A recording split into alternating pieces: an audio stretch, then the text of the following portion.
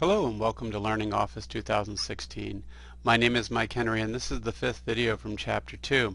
In this video we're going to look at inserting an MLA style citation, and then we are going to edit that citation if we somehow made a mistake or later on found that we need to make some adaptations to that. So we'll look at those two concepts, inserting and then editing an MLA citation.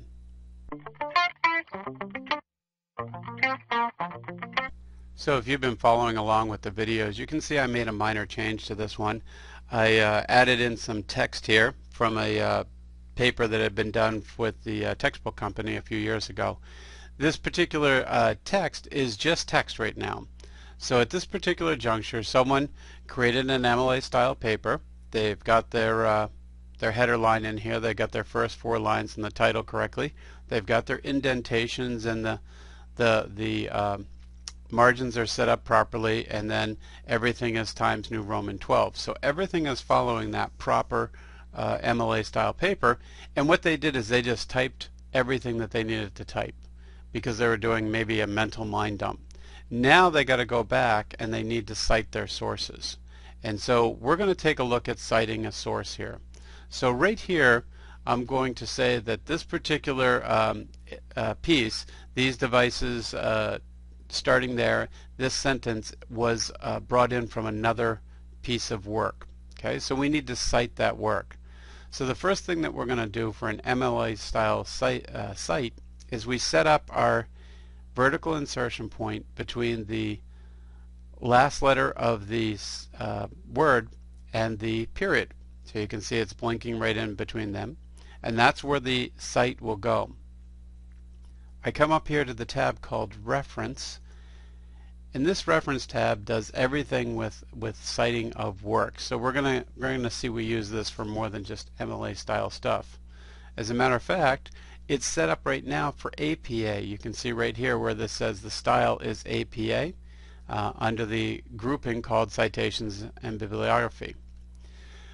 This is really important, and I'm showing it to you in this way because when you come in for your tests, I reboot all the computers, and the computers are set back to the initial first opening setting, which is APA will be on top because it's alphabetical. So it's very, very important for you to come in, click on this, and bring this down to MLA style.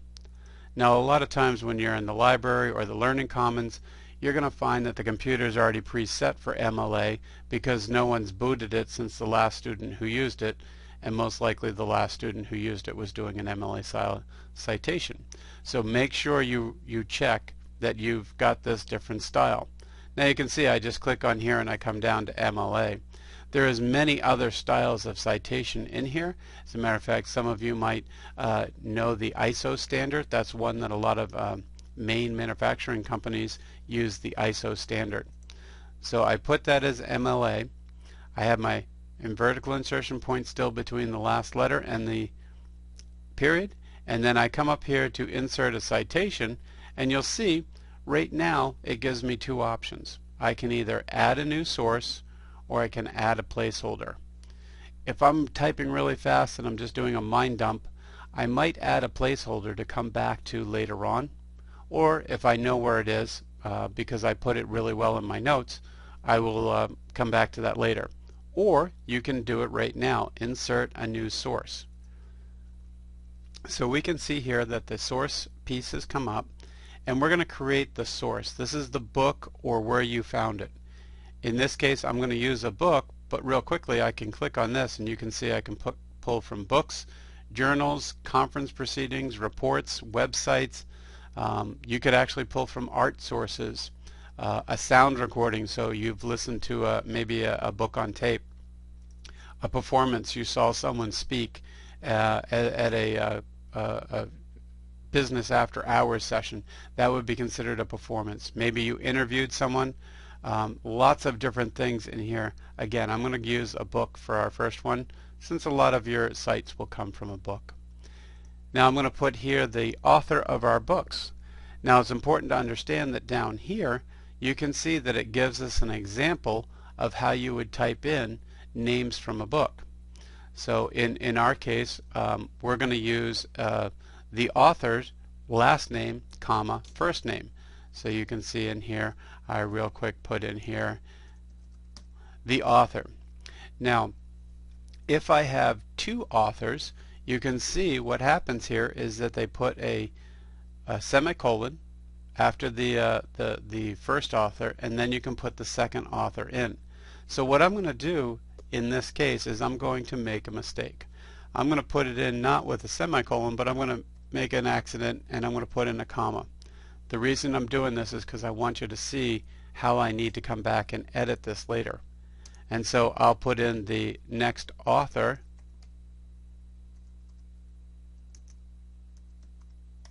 so now you can see I have my two authors in there, but unfortunately I did make that mistake and didn't do a semicolon, and we'll see what that does when we do this.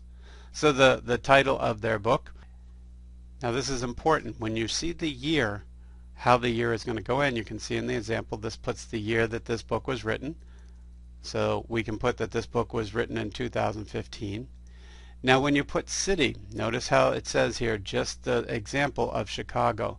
So you would not put in New York, comma, New York. That would actually be putting in the state. So we're going to put in here, let's say this one was done in Boston. City is very important to put in there. Don't just make one up, because books do get published in different cities, and some books might actually be different based on the city. That's very true of the Harry Potter series. If you looked at the one published in Scotland versus the one published in New York, you'll see that there is a big difference in the language. The publisher will be, now when it comes to medium, medium is talking about the delivery. So in this case, a book would be probably most likely paper. It could be a hardcover or softcover. If it was a electronic book, you might put in here ebook. In this case, I'm just going to put in here that this was paper. Okay, and we're going to hit OK on this one. Now what you see right here is the citation comes in, but this citation I can quickly realize it's not looking right because it's missing the second author. There was two authors to the citation, and the reason we're not seeing the second author is because of that mistake. So what I can do is I can right click right now on this, and I go and I say edit the source. And so now I can go back and you can see it brings back up my source. And then right here I can realize that should have been a semicolon, so I'll put in my delete, and I can put in my semicolon right there, and we're going to see the difference. And I believe right here I also should have spelled Warner a little bit different. So now I've fixed that. Now it says, do you want to edit the master list, which means if you've been using this citation over and over again, you would have it edit the master list and it would be correct for every citation, or do you want it just for this one thing? And I'm going to say edit the master list, and I say yes. So now you can see the two authors' names come right up here. Let me click off of this. The citation is now correct because I see the two authors' last names. You'll notice that when I put my pointer on here, I get this blue color, and I can left click on that, and now I would edit the citation. Okay, so I've edited the citation, and this allows me to put in the page number. So in this case, if I took it from page, I might say page 42, oops, page 42, and now I have that in there. So now you can see that if I were to look up this particular quote, I could go to their book and look up on page 42 and find this particular citation. The nice thing that you can also do with citations, you notice when I right click on it instead of left click, I get these three dots here. I can actually take this, and if I put it on the wrong spot, maybe I wanted it on this paragraph, I can move it to that particular paragraph. If that was incorrect, I wanted that back, I can simply move that. You can see that that large vertical dark line is where when I let go it will drop. Okay, so now I can move my citations along. If I've read their entire book and I'm writing up a paper about their kind of things, there's a good chance I might use their book work more than once. So let's say that this sentence right here was also cited from their book. The next time I go to cite them, I only have to do this, insert citation. Since it's from these two, I can click right there. You notice it puts the citation in, and in this case all I would do would be edit the citation, and now I could put in that this came from actually page 175. And now you can see how I can use the cite multiple times throughout the book.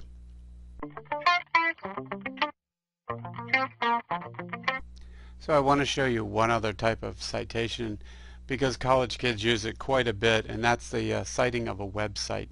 So real quick, you can see my vertical insertion point is right here between the letter and the period, and I'm going to drop in a citation.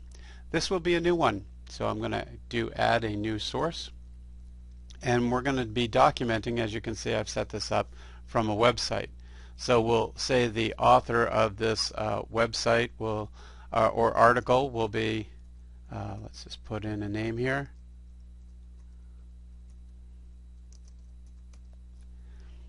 Now the name of the web page that it comes from. Real quick, I'm going to jump to a website here that used to be one that the college used quite a bit. You can see that this website, right up here in the tab, this talks about the name of the web page. So that's where you get your official web page name. Now we're going to get some other information about this, and one of the best ways to do it is just right click on the page and go down to where it says view the source, and right there is view the source. So you can see right here the author of this page is right there. The title is what the name of the page is, and then it talks about when the date was done in different pieces on the page. So I can come back to here with this title already written, and I'll just do a quick copy. That way I don't even have to worry about did I get it right. So the name of the web page is going to go right there. The name of the website, that was the website here, so I will grab that as cmcc.edu, and that was outdoor. Now it's really important you understand you have two sets of information here. Here's the year, month, and date, and then when it was accessed. So when it was accessed is now, but when it was created, let's go back to this web page here. You can see, oops, wrong one, we go to the source. You can see that this was created on March 31st of 13. So it was created quite a while ago, and this is important for us to understand. We happen to be looking at it on today's date, so we come back here and we plug in that it was created in 2013, and the month was March, and the day was the 31st. Now we're accessing it today, so today is the 3rd, and oops, the year was incorrect there, and the day is here.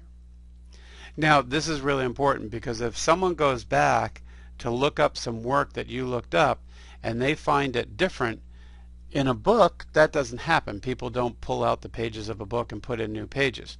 But in the electronic world, the internet, we expect those pages to be changing on a regular basis. So if someone were to question whether you were really doing your due diligence and citing properly, they could go back to the webmaster and say, well, could you show me what it looked like on this day that you accessed it? That way they'd be able to say, yes, it is exactly how you would. And then the medium here would be electronic. Now with this kind of site, there's no page because the internet doesn't have multiple pages, so we would leave that site as is.